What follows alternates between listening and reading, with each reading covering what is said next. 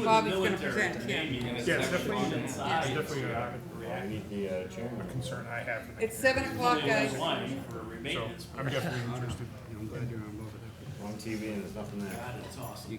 A blank space. You're rerunning bingo. Adrian? On record? It's 7 o'clock. Yes. Come on, 7 o'clock. Cut into Andy Griffith show. All right, we're going to call the meeting of the the special meeting of the Finance Committee to order on January 24th, 2024. Could the clerk please call the roll? Mayor Donchis, I'm here. Alderman Clee, Here. Alderman Clemmons, Here. Alderwoman Timmons, Alderman Moran, Here. Alderman Govea is here, Alderman Thibodeau. Here. And we also have Alderman Senate, Tebow, and Clee, and Dowd, and Attorney Dowd. Bolden. Did I leave anyone out? Now. No? Okay, There you good. go. Yeah, after you said my name. All right, the first item is a communication from Amy Gerard, Purchasing Manager, Alderman Govea. Thank you, Mr. Mayor. Communication from Amy Gerard, Purchasing Manager, in regard to winter overnight warming station support services in the amount of $97,000 funded from 55810 Assistance Shelter / Opioid Abatement Trust Fund. I'll make a motion to accept, place on file, and approve a contract for a winter overnight warming station support services to include staffing, payroll, HR, creation of SOPs, emergency staffing coverage, time-sensitive cleaning, and other managerial elements to an overnight warming station with East Coast Evolution Leadership in the amount of $97,000. Funding will be through Department 171 Community Development, or Community Services, 171 Community Services, Fund 55810 Assistance Shelter / Opioid Abatement Trust Fund. And I believe Ms. Bagley is here to speak to this item. Yes, good evening. Director Bobby Bagley of the Division of Public Health and Community Services. The contract that we're asking you to approve will allow for us to provide additional shelter support overnight. As we have been experiencing over the past few months, in December, the National Soup Kitchen and Shelter opened up its extended overnight shelter and warming station. And typically, we don't see the numbers increase as quickly as we have at this point in time. They are running at capacity. As a result of that, we're looking to extend additional overnight shelter availability for those who are unhoused.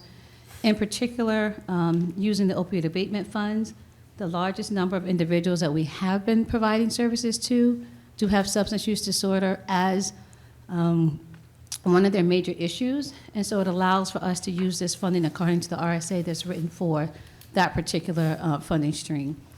The goal is to, as you have noticed, our weather keeps changing, it's getting colder, to make sure that we can get people housed and off of the street at night if they're willing to use the shelter space. Because the National Soup Kitchen and Shelter is running at capacity, once they get to a certain number that's approved by the Fire Marshal's office, they cannot let additional folks in, and we don't want to have people out on the street overnight without protection. All right, and just to provide a little more information, this is, of course, at the UU Church on basically Canal Street. Yes, And they are donating the space, but we will reimburse them for the expenses, electricity, heat, coffee, and other things, which we expect will be about $3,000. yes. And this is for the staff, the staffing of that facility. We would be using the same provider as provides staff support in Manchester at a warming station shelter there. That's all correct. That is correct. And we expect more cold nights where the Nashua Soup Kitchen and Shelter capacity may be full, and therefore extra capacity would be needed to keep people out of the cold. Correct. And we have a contract coming, but right now we don't have a contract to present, but it would be very basic. And the point of the, of holding the special meeting is we expect some cold weather certainly before our next finance meeting, and we were hoping the committee would consider this on an emergency basis. Yes. And if I could add, in addition, Mayor, we did have an opportunity, Latanya Musieli, who is our new Housing Services Officer, we had the chance to go by the National Soup Kitchen and Shelter just the other day to check out the warming station that they have there.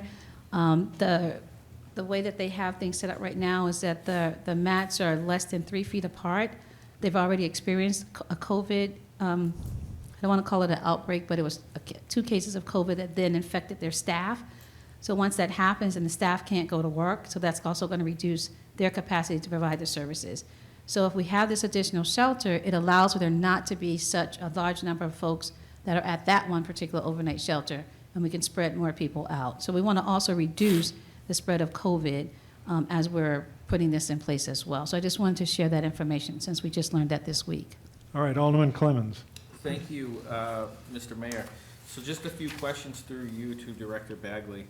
One is, how many people can this shelter, this proposed shelter, I don't want to say house because it's not a housing situation, right? So how many people can go in there at once?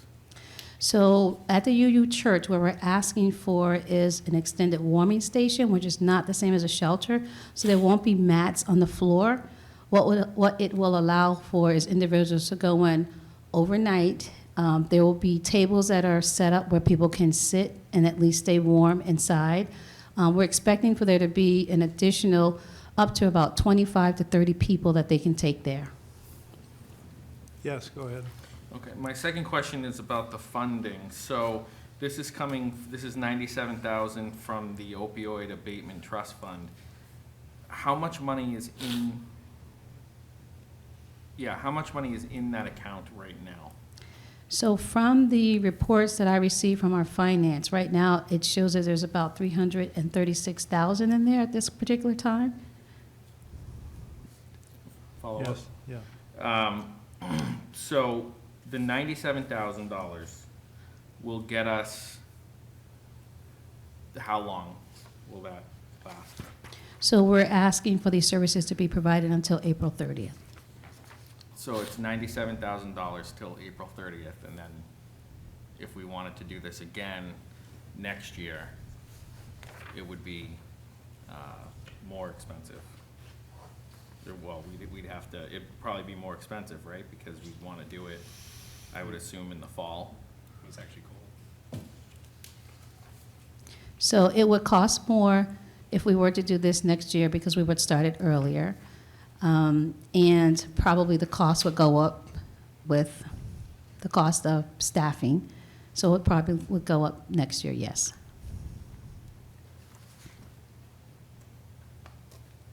I guess my final question on this would be, do we intend to use that trust fund again later on this year for the same purpose? For the same purpose? Yeah, so in other words, I assume this is something that we want to do, right, on a continual basis. So is the plan to go back into the opioid abatement trust fund to fund that next year or later this year? So as far as later this year, all of the emergency shelters that are opening across the state will all close on April 20th. If we wanted to extend any additional shelter space, that would be something that we would have to further speak with the UU Church about, because we've also agreed with them that this would close on April 20th. If we needed additional funding, the funding in the opioid abatement trust can be used if the majority of the folks that are using the space show that they have opioid disorder, that we can actually work with them around referring them to other services. So that funding is really restricted to individuals that have opioid use disorder. Okay, I think the question is, if after the spring comes, then comes the fall of 2024, November, December, it starts to get cold again. If this is successful, and if there were a proposal to again offer a warming shelter, possibly at the UU Church for the 24 to 25 winter, would you anticipate again going to the opioid trust fund dollars in order to fund that second year of this program? If that funding would be available, and again, it would be under the conditions that the majority of folks that we are providing that shelter space for are individuals that are struggling with opioid as a disorder. Yes. Okay, I'll just end my comments with, thank you for answering the questions. I'll end my comments with, you know, we need to help people, and I'm for this. But what I don't want to see happen is us to do this and then forget about it come September or August. We need to plan to have this again. So that's where I'm going to leave my comments. Alderwoman Cleage. Thank you. I'm going to piggyback onto what Alderman Clemmons had to say. I think that it should be part of the budgeting process as a city as a whole. I'm not putting this on any one particular person. I think we have to look at it as this is going to be an ongoing issue. This is the first time we've had to talk about warming stations, and you've been right there to do everything you can. So thank you for that. And thank you. You did answer some of the questions I already had. The hours of operation for it, is it going to be an all-day thing, or is it only in the evening? So the extended warming station that we're looking to set up at the UU Church will run from 9 to 6 a.m. And the reason why we're looking for it in the evening is because National Soup Kitchen and Shelter has the 24/7, so they're open all day. Okay. May I continue? Yes. In reading through this and knowing that this is done in, I think, Manchester, Concord, a few other places, this is actually a third party, so we're paying them for their staffing and so on. It's not city employees that are doing this. Correct. This is not city employees. Right. So it's this third party and so on. So I just want to kind of reiterate what I said at the beginning and what Alderman Clemmons had said. Budget process is right around the corner, I think, as a city, and I know Alderman Lopez has been asking for these for a long time, and things aren't getting better as far as the unhoused population needing something like this, and thank you. Thank you, Mr. Mayor. Alderman Govea. Thank you, Mr. Mayor. Just two quick questions. Sorry if you already answered them. But I guess at this point, how often is the soup kitchen at capacity, and can we expect this new warming station to be at capacity frequently, or what do we expect? So with the National Soup Kitchen and Shelter, we actually didn't expect them to reach capacity so quickly. At the same time, we did, because during the summer, we realized that there was a large number of unhoused individuals throughout the city of Nashua. We've also realized that there have been individuals that are coming from other towns as well. People go where the resources are, and they go where they're also taken care of and where they are respected and where there's compassionate services being provided. So we've had an increase in number of folks coming to Nashua for different reasons. Last year, when the National Soup Kitchen and Shelter opened their extended shelter, the numbers didn't start going up until around February. It opened December 1st, and within a matter of weeks, they were already at capacity. So they expected to run between 28 to 30. Last year, they were averaging about 26. And they, in December, were already at 28, and sometimes they've had over 30 individuals there. And so our goal is to kind of decrease that load on them. And so we don't know how many people will actually access the UU warming station, but they will be able to go there rather than having to stay out in cars and stay out on the street where they have been staying right now. So once they know that that's available to them, we're expecting people will utilize it. Great, thank you. I'm just waiting for you to say it. Alderman Moran. Thank you, Mr. Mayor. Director Bagley, is this a low barrier? Will they be escorted out if they're under the influence, or? All of the emergency shelters that are open are supposed to be low barrier. The UU Church's warming station will be low barrier. And first, thank you to the UU Church for offering their space for free. With the other than $3,000, that's very kind and generous of them to do that. I do think this is a little bit too little, too late. I absolutely support it. I do agree with Alderman Clemmons and my colleague from Ward 3 regarding the need for this to be initiated earlier in the fall, technically, because winter is mid-December. And I'm just disappointed that we're doing this now versus back in December, because I know I've been a practicing social worker here since 2018. I was well aware prior to the shelter's cold hours opening up that they were already at capacity before they even opened it. And if I had access to that data, I'm sure, or knowledge, and that Alderman Lopez also had access to that, and I believe I communicated that through meetings with the city staff, that knowing that then, why did we take till almost February to do it now? So I'm just concerned that we didn't treat my unhoused constituents with dignity and respect, and we waited too late. Thank you. Alderman Tebow. Thank you, Mr. Chair, Mr. Mayor. So I'm not on this committee, but I do have maybe a question or a concern. So I think this is the right thing to do, obviously. It's one way of saving people, you know, in this term, you're saving them from the weather and keeping them in a safe place. I do believe that, you know, if this is something we're gonna do, that it's not, necessarily a temporary thing, right? We're gonna do it hopefully next year. But when I look at the finances for it, in 3-4 years, this fund is pretty much gone. And I'm sure that we'll get more stuff into it. But over time, it's gonna whittle down with, 97,000 every year that's gonna go down. And so my concern is only, all right, we're gonna do this. It's the right thing to do.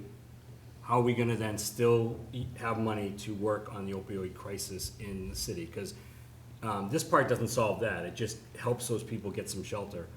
How do we help them with the opioid problem? And because that's not getting better either. And it's not a city thing, it's a state thing. It's Right. bad all over. So my only concern is, over time, are we gonna have enough money to combat the issue that we're trying to solve? It's almost like we got all these things and we're trying to grab from this pot, but, I hope they pass it. I think they're gonna pass it tonight, but, I just hope we have an eye on what can we do to solve that problem. And I know if it was easy, it'd be done. So I know it's not an easy problem, but I am concerned that continues to get worse, and I'm afraid this year could be another crazy year as we get closer to the November election. So thank you. Alderwoman Clee. Thank you, Mr. Mayor. Not a question so much as a comment. Prior to coming here, I went to the Crime Watch meeting at the Amherst Street School, and I was speaking to a couple of people there, one, the FBI agent, as well as some of the NPD place. And Somersworth has a facility that they had built specifically for this. And they reached capacity almost immediately because other communities were sending their unhoused there. So as Director Bagley has said, this does, I know we're gonna hear people that are gonna say build it and they will come, but the problem is we have so many here that we have to take care of. We can't just put our fingers in our ears and ignore it. I really do wanna see this get budgeted so that we're not attacking the trust fund, as Alderman Tebow had mentioned. So I just want to reiterate that. Thank you.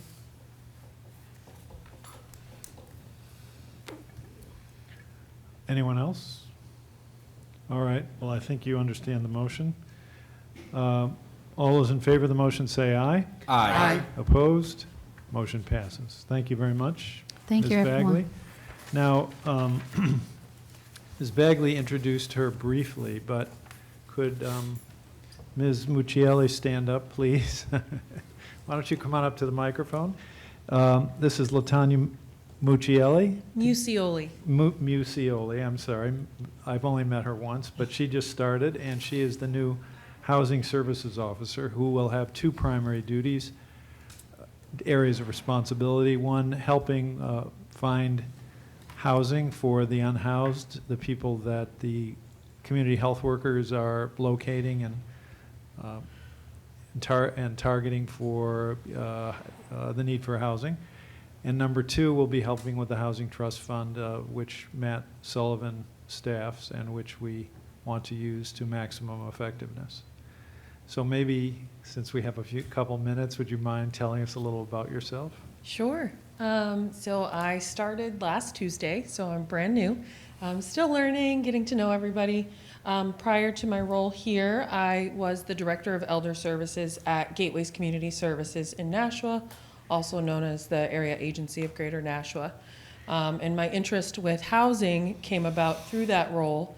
Unfortunately, we serviced a lot of individuals throughout the state of New Hampshire, and housing was one of the primary issues that impacted health directly. The New Hampshire shelter system does not really assist individuals that need personal care or are unable to care for themselves. So these folks are kind of left in the wind to kind of figure out, where do we put them?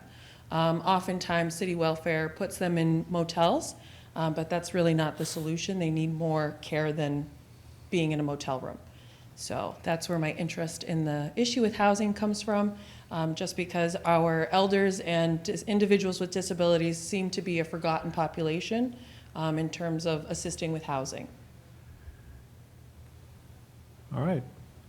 Well, we really appreciate your joining us, and we look forward to working with you over the next few years. Thank you. Happy to be here. Nice to meet you all. Thank you. All right, well, unless there's other business to come before the committee, I will look over to Alderwoman Clee. Thank you, Mr. Mayor. At this time, I motion to adjourn. All those in favor of the motion say aye. Aye. Opposed? Motion passes, and the meeting of the Finance Committee is adjourned at 7:22 PM.